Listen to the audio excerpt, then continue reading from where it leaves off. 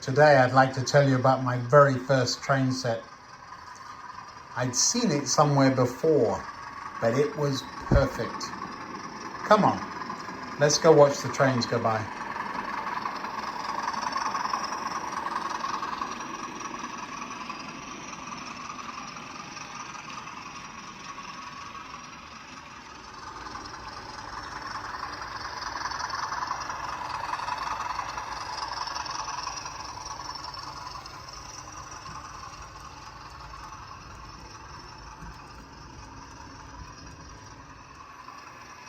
What a lovely train coming along here, the Class 20.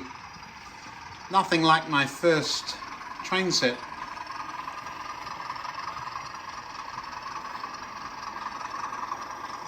We'll just let it chug along in the background, shall we?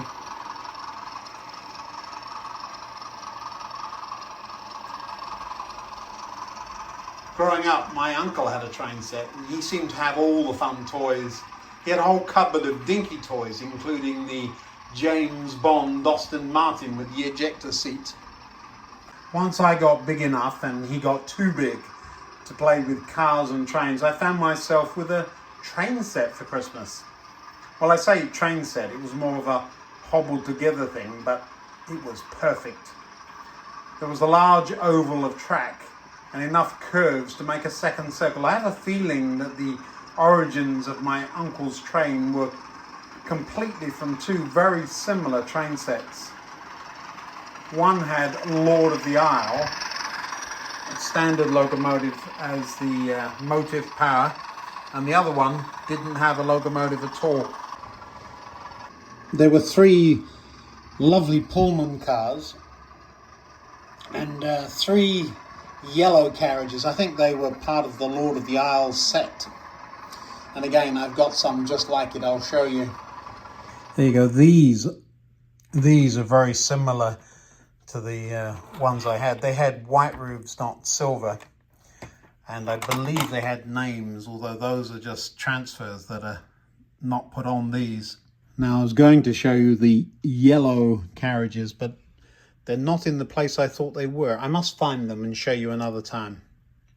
These are interesting too, but they're for another day. We were too poor to afford to buy locomotives, and so I saved up for a long time, but before I could spend my pocket money, a brand new locomotive arrived. Polly was absolutely amazing. Tiny little 040 tank engine, bright red with the number 9 on the side. Now, we had an oval of track and it got pinned to an old table in the shed. It's all I ever wanted. Polly went round and round and round, faster and faster and faster. Unrealistic speeds, of course. But then one day, I noticed there were more than just two connectors on the back of the transformer.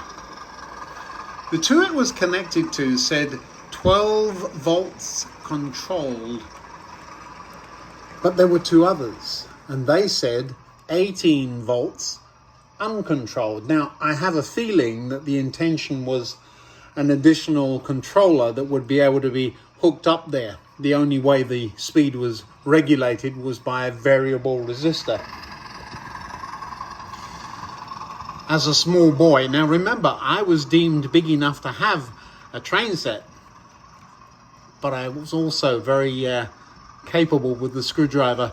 I disconnected the two wires and hooked them up to the 18 volts uncontrolled terminals. The moment I hooked those wires up, I knew I'd made a mistake. Polly took off like a rocket. I've never seen a locomotive move so fast. The last of the three Pullman cars swung out off the track, followed by the second. I reached for the knob and turned it down, but of course nothing happened. And then realized I had to turn the light off because the transformer was hooked up to the light circuit.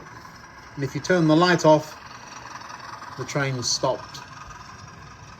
Polly stayed on the track because of something called magnetization. Back in the day, the rails were steel and the magnets in the train made the wheels cling to the track. So what was the damage? Well, there were a few bent hooks on the back of the Pullman cars, but Polly had lost her funnel.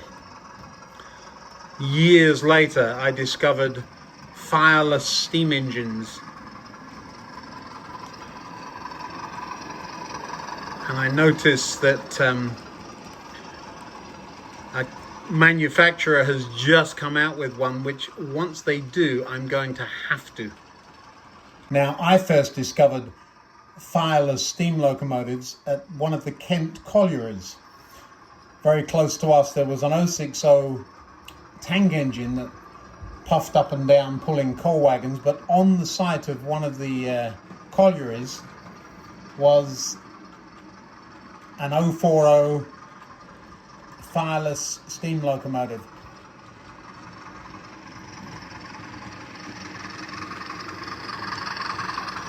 So once that's released, I'm guessing there'll be some pocket money spent.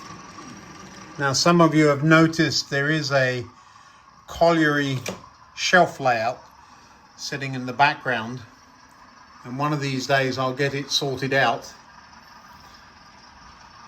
But a Fireless steam locomotive would fit right in with this.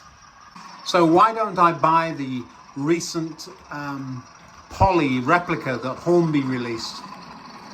Well, it's cheap and nasty. And I have memories. Memories are there for a reason. Back in the day, Polly would be to me then what some of these modern intricate 040 locos are today. The memories are delightful.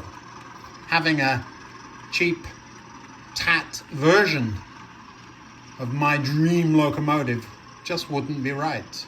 I mean, model railways has come a remarkable way, haven't they? Sound, lights, smooth running.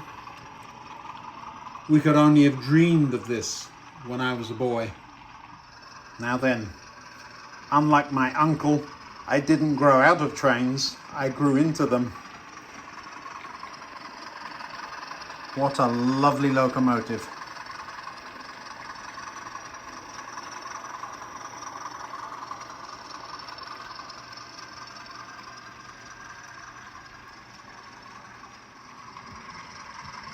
Thanks for watching. See you again next time. Please subscribe and hit the like button. Makes all the difference. Goodbye.